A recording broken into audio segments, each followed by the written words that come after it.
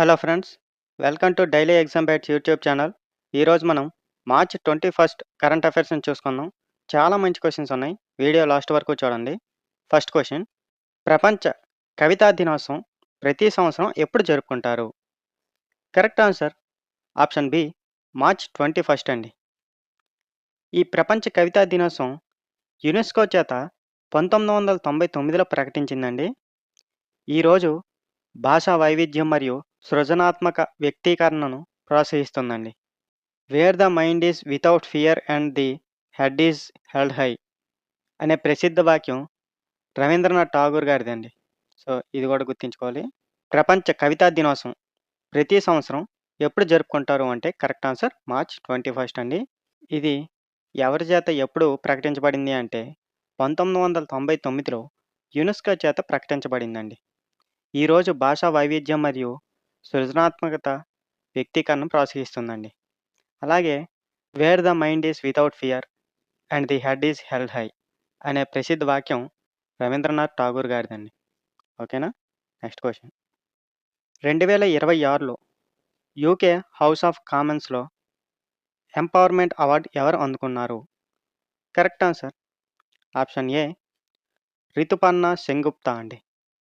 ఈ award UK house of కామన్స్లో ప్రదానం చేయబడిందండి. ఈ రితుపర్ణ సెన్గుప్తా ఎవరంటే బెంగాలీ సినిమా రంగంలో ప్రముఖ నటి అండి. ఓకేనా? సో గుర్తుంచుకోవాలి.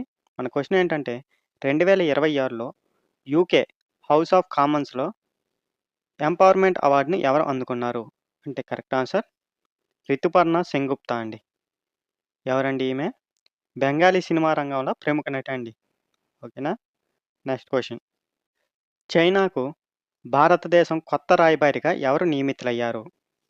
Correct answer option D, Vikram Doraiswamy అండి. ఈ విక్రమ్ దొరైస్వామి గారు సీనియర్ ఇండియన్ ఫారిన్ సర్వీస్ అధికారి అండి. ఇతను గతంలో యునైటెడ్ కింగ్డమ్‌లో భారత హై కమిషనర్‌గా పనిచేశారు. ఈ నియామకం ఇండియా, చైనా డిప్లొమాటిక్ సంబంధాలకు చాలా ముఖ్యమైనదండి. సో గుర్తుంచుకోవాలి. చైనాకు భారతదేశం కొత్త రాయబారిగా ఎవరు నియమితులయ్యారు అంటే correct answer option D, Vikram Doraiswamy అండి. ఎవరండి ఈ విక్రమ్ దొరైస్వామి గారు అంటే సీనియర్ ఇండియన్ ఫారిన్ సర్వీస్ అధికారి అండి. ఇతను గతంలో యునైటెడ్ కింగ్డమ్‌లో భారత హై కమిషనర్‌గా పనిచేశారండి. సో ఈ నియామకం ఇండియా, చైనా డిప్లొమాటిక్ సంబంధాలకు చాలా ముఖ్యమైనదండి. ఓకేనా? Next question: Stockholm water prize 2026ను ఎవరు గెలుచుకున్నారు? Correct answer option A, Kaveh Madani అండి.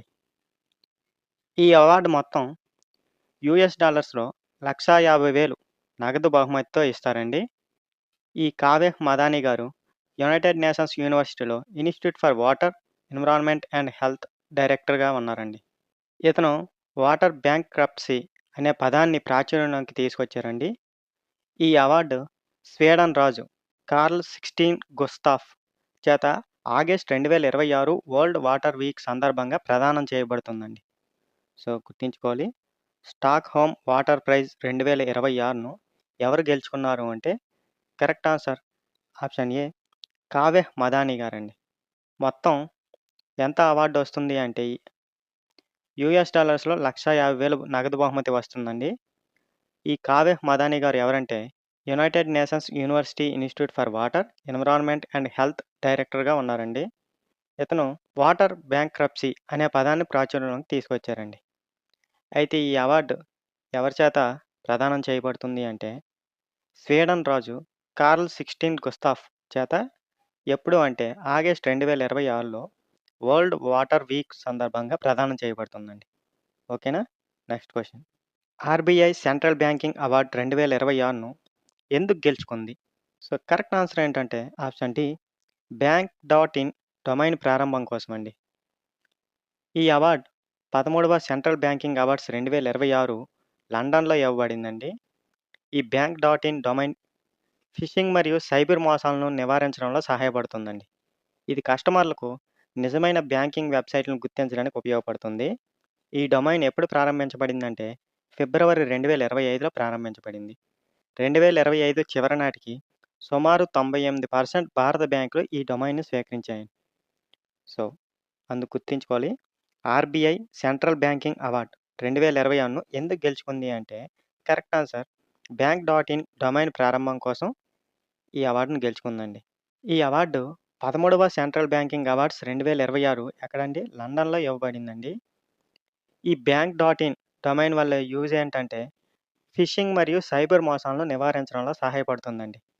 ఇది కస్టమర్లకు నిజమైన బ్యాంకింగ్ వెబ్‌సైట్‌లను గుర్తించడానికి ఉపయోగపడుతుంది. ఈ డొమైన్ ఎప్పుడు ప్రారంభించారండి? ఫిబ్రవరి 2025లో ప్రారంభించబడింది. అయితే 2025 చివరి నాటికి సుమారు 98% భారత బ్యాంకులు ఈ డొమైన్‌ని స్వీకరించాయి. ఓకేనా? Next question. ఎన్‌పీసీ ఎంఓఈఎఫ్‌సీసీ ఒప్పందం యొక్క ప్రధాన లక్ష్యం ఏమిటి? కరెక్ట్ ఆన్సర్ ఆప్షన్ బి పర్యావరణ పరిపాలన మరియు సంరక్షణను బలోపేతం చేయడం అండి. ఈ ఒప్పందం నేషనల్ ప్రొడక్టివిటీ కౌన్సిల్ మరియు పర్యావరణ, అటవీ మరియు వాతావరణ మార్పు మంత్రిత్వ శాఖ మధ్య జరిగిందండి. దీని ప్రధాన లక్ష్యం ఏంటంటే, పర్యావరణ పరిపాలనను బలోపేతం చేయడం మరియు సంరక్షణ చర్యలను మెరుగుపరచమండి. సో, గుర్తుంచుకోవాలి.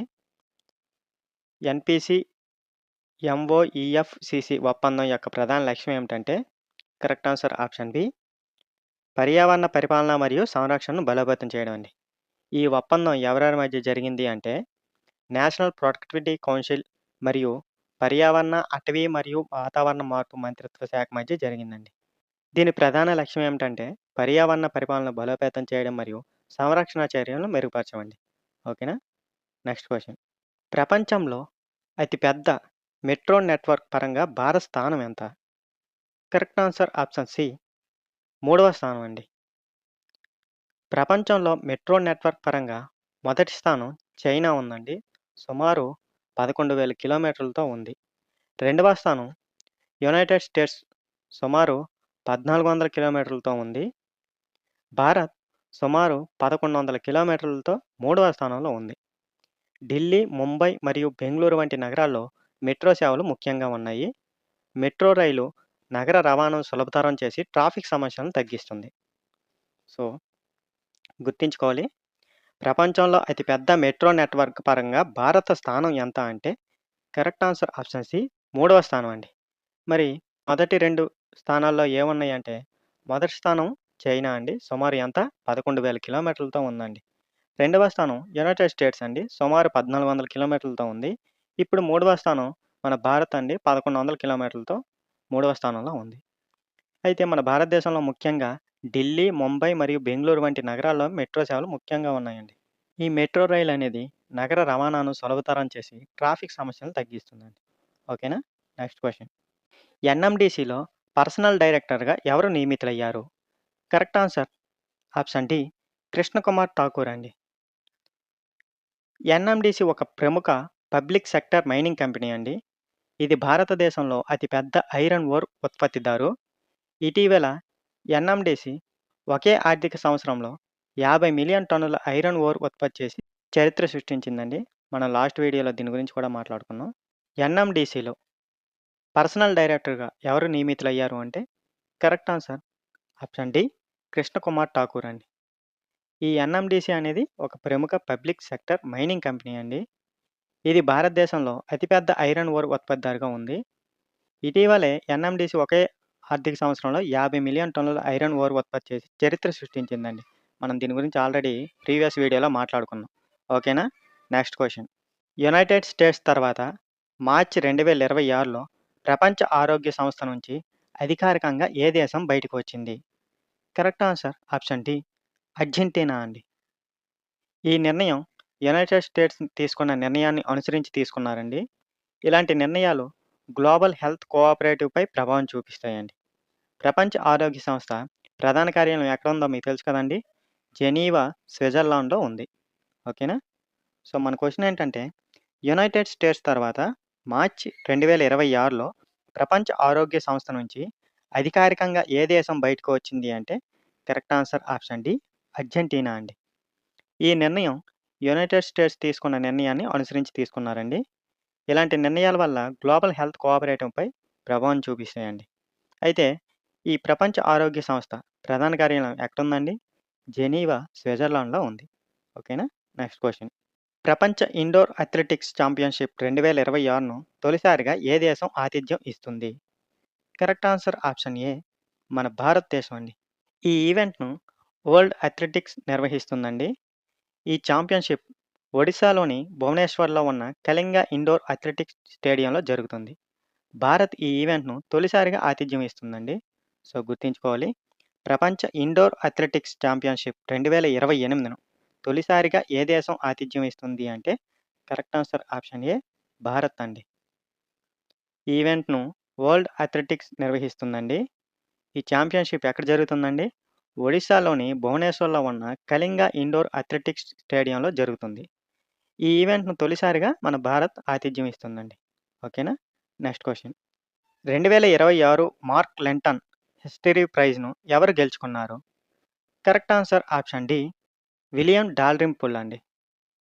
ఈ అవార్డ్ $10,000 నగదు బహుమతితో ఇస్తారండి. William Dalrymple 'the golden road how ancient India transformed the world' అనే పుస్తకానికి ఈ అవార్డు పొందారండి.